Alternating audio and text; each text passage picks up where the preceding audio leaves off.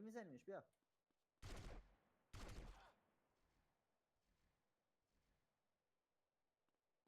بله. بیا همینجاست.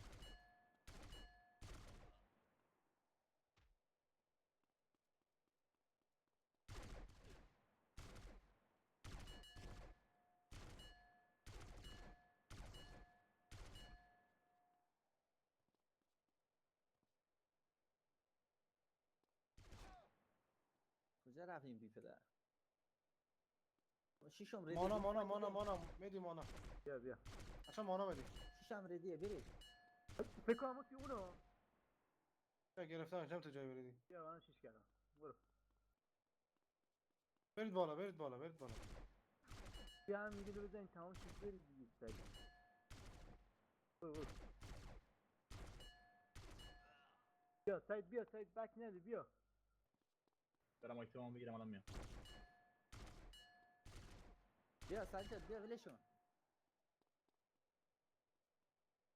بک بدی. بیا بک بده بابا میپره رو.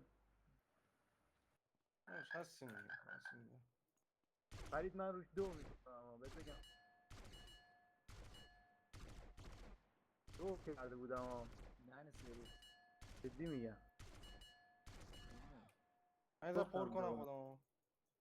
من وایسید بزنید اگه میخواید بزنید. من پر میکنم. بیا.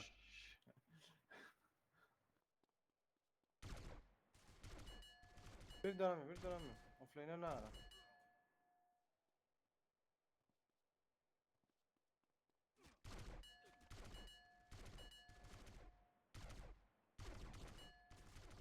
خدایا هیچکی نمیاد سمت من. هیچکی نمیاد. بدم میاد از این بازی. این سطح پلی این ساپورتا بدم میاد واقعا.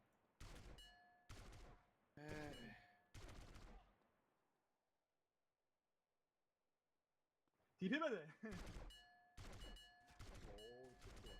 فرید عزیز چیکار میکنن؟